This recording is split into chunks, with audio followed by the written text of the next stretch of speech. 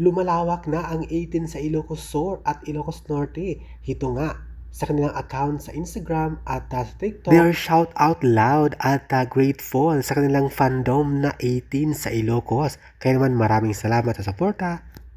I know you told your friend you're not okay, and tell me what's wrong and why you never said you felt that way.